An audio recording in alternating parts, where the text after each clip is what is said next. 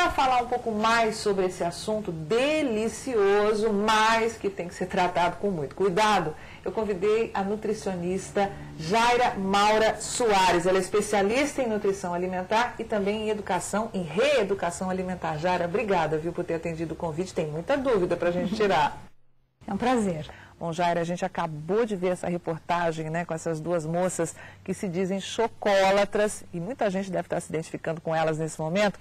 Você costuma receber no seu consultório muita gente com esse perfil? Muitas pessoas, e trato logo de desfazer essa ideia, porque não é bom a gente criar essa dependência. É você que manda na vontade, não é a vontade que manda em você. Você tem que ter domínio, né, sobre essa questão. E a gente faz isso, num primeiro momento, fazendo com que as pessoas não se acreditem, né, dependentes. Pois é, a dependência, qualquer que seja ela, não é boa, né? Seja a dependência ao chocolate, seja a dependência ao vício de furtar, né, ou de beber, enfim. Ninguém se autodenomina, não, sabe o que é? É que eu sou alcoólatra, ou é que eu sou cleptomaníaca, então você tem que... Não, né? Nem que eu sou chocólatra, né? Essa dependência não é boa. Então a gente tem que rearranjar essa fala, né, para que se estabeleça uma relação melhor com o alimento. Jaira, como é que as pessoas se relacionam com o chocolate? Porque o chocolate é muito emocional, né? As mulheres, por exemplo, nós mulheres temos uma relação muito, muito diferenciada com o chocolate. Parece que ele nos acalma, enfim. Eu penso diferente em relação a esse tema.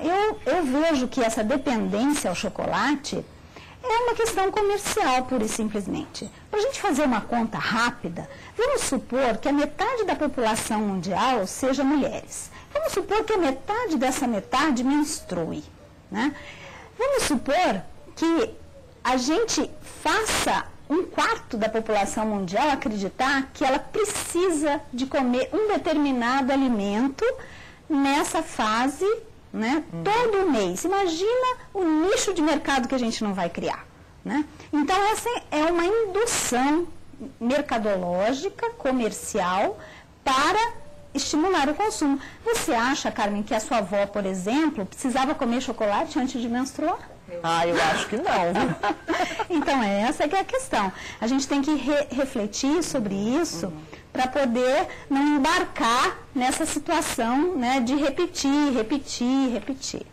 Comer chocolate em excesso, exagerar mesmo, causa o que no organismo, Jaira? A mesma coisa que causa comer qualquer coisa em excesso.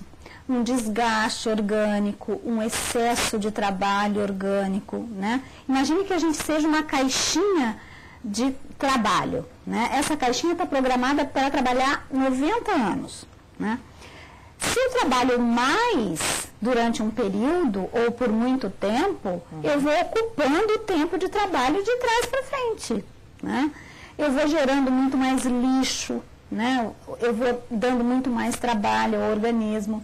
Então, o organismo tem que trabalhar na medida certa. Então, os excessos, em geral, de qualquer coisa são ruins. As pessoas falam assim, eu como muita salada. Eu digo, não tem que comer muita salada, né? Tem que comer salada, tem que variar a salada, né? Tem que constar, né? Mas tem que ser na quantidade adequada. Em que momento a gente pode comer chocolate? No frio, uma caneca de chocolate, né? Ou depois do almoço, um pedaço de chocolate, ou depois da atividade física, que são os melhores momentos para você comer doce, né? E para você ter uma absorção mais adequada, né? São esses horários, depois do almoço, depois da atividade física. E tem o aconchego que o chocolate dá. Mas um achocolatado quente, né, denso, grosso, né, enrolado num cobertorzinho no frio é bom. É bom, né? Faz bem para a alma. Jaira, a gente tem uma pergunta que a gente foi ouvir nas ruas. Vamos lá? Eu queria saber então se chocolate engorda e qual que é a média que nós devemos consumir. Chocolate engorda, alface engorda. Só que assim, para você comer, engordar, tanto comendo alface quanto de chocolate, você come 20 gramas de chocolate e cerca de 35 folhas de alface. É muito mais fácil você comer 20 gramas de chocolate, né? Então, a gente tem que quando a gente pergunta engorda, a gente não tem que ingerir o alimento porque ele engorda ou não. Esse não deve ser o único critério, né? Você deve perguntar, né, se cabe chocolate no seu dia alimentar, se a sua alimentação ao longo do dia foi adequada, né, se você teve outros tantos alimentos que são bons para você, né, que são bons para você consumir ao longo do dia, e se cabe o chocolate. Se couber, ele não vai engordar. Qual é a composição básica do chocolate? O chocolate é basicamente composto de gordura e açúcar. Óbvio que tem um tanto de proteína, tem algumas vitaminas, tem alguns minerais, mas na essência, o básico é a gordura e o açúcar. E como é que a gente classifica as diferenças entre os tipos de chocolates? Tem o chocolate branco, tem o ao leite, o amargo, meio amargo. O pior chocolate é o chocolate branco, porque tem uma quantidade muito maior de gordura vegetal hidrogenada. Então, aquela textura do chocolate branco é à custa da gordura vegetal. Tem mais gordura, né? Mais gordura. Dos chocolates escuros, o melhor é o amargo.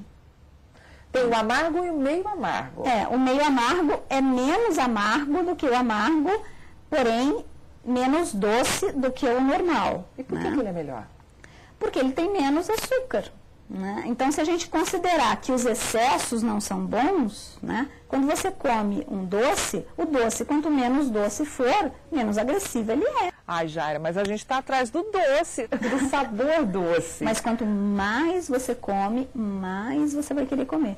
Quantas vezes você não viu, em algum restaurante, certamente, as pessoas jorrarem adoçante nos copos para adoçar, não é? Então, aquelas pessoas estão acostumadas com um sabor cada vez mais intenso, mais intenso, mais intenso. Então, se é o chocolate que você gosta, se você aprender a comer o meio amargo ou o amargo, ele vai ser tão saboroso, né, quanto o outro.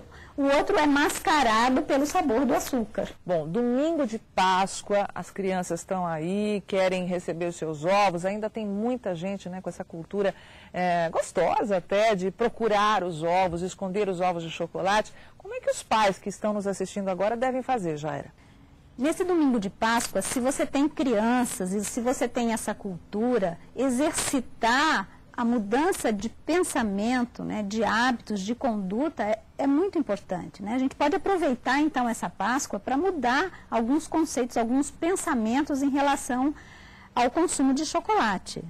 Por exemplo, dividir um chocolate para a família exercita, inclusive, a solidariedade, o compartilhar, que é o verdadeiro espírito da Páscoa, né?